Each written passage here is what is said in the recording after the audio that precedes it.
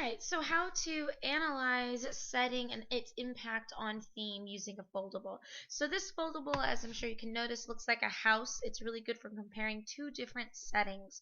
It can either be different text or it can be the same text. The way that you make the house is you just take a piece of paper, you fold it horizontally. Once you have that, you're going to make sure it's opening up to you at the bottom and take the outside edges and make them meet in the middle in a barn door fashion. Once you have that, you're going to take the upper corners and you're going to just fold them down so that way you can ensure on those closed folders, it's called closed corners rather. And when you open them back up and you end up pressing them down, they become these cute little houses. Now, this example I'm using right here is a legal piece of paper.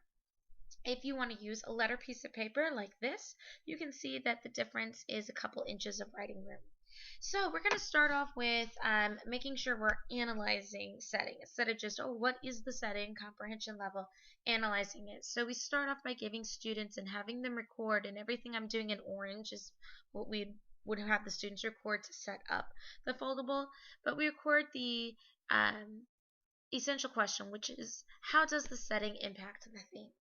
So my example I'm using is with Midsummer Night's Dream. So one of the settings is Athens, and the other setting is the woods. So Theseus' palace versus the woods.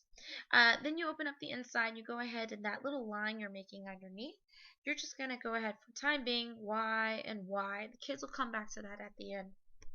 Then what you have with each setting is you have two different um, columns. So one column is the topic, because what you want to do when you're doing themes, you don't want to ever give the kids the theme. You instead want to help them figure out how they think about the theme. So you always figure out, okay, what are the ideas that the author has, and then what does the author think about that idea? It helps you discover theme. The next column is how is the topic treated within that subject. In the woods, how is that topic? What happens with that topic? In Athens, what happens with that topic? So as they're reading, the students will be recording notes, as soon as you get to the end of every scene, what have you, any ideas that came up topic-wise. So I'm going to switch over to red because that's going to allow us to do what we need to. That's going to allow us to record down really what the kids would be recording down that you yourself could be modeling. So in Athens, there's love, there's the concept of family, the concept of choice, obedience, friendship, rivalry. All these topics are coming up in the scene 1 of Act 1. Then you're going to end up thinking about what are the topics in the woods. So in the woods, there's also love, and there's also obedience, but there's also the concept of loyalty.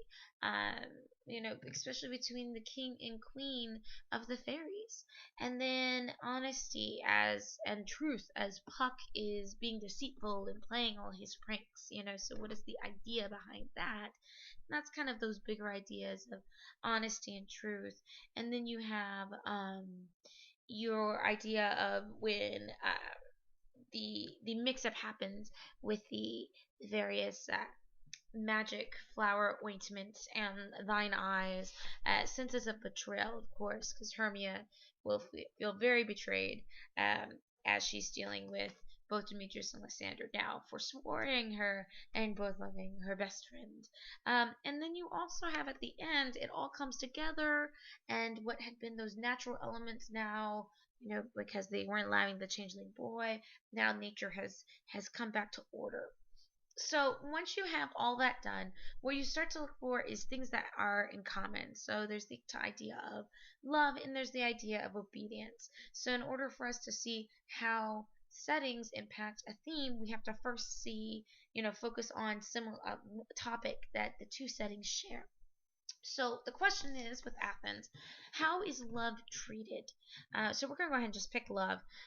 So in Athens, characters can't marry for love. Obedience is above love. It's above choice, and children must obey the Athenian law and their parents instead of being able to choose who they love. Where in the woods, true love, as you know, it's comedically portrayed, but true love wins, and the characters are happy with how everything turns out. Um, Even though technically Demetrius is bespelled at the end. But we're also supposed to be kind of go with it if we think everything's happy, because of course Demetrius originally did like Helena, so he was just being silly. Now the question is how is this topic treated? That's what the why is. Why are characters not allowed to marry for love in Athens? What specifically about the Athens makes that? And what it is that it has laws and it has a structure. It has that societal structure and those societal expectations. But over in the woods, true love wins. Well, why? Because in the woods, it's wilderness. It's freedom to do what's natural. And of course, it also includes magic, because here we have the fairies. Now, as you're modeling this for students, even if a student is mindlessly copying down any of this information, they're going to work on this mini essay all by themselves. So the mini essay is going to be answering the question, how does setting impact the theme? They're going to take all of these notes that you've done throughout the story or the novel, whatever you're working on, and they're going to write a mini essay explaining it.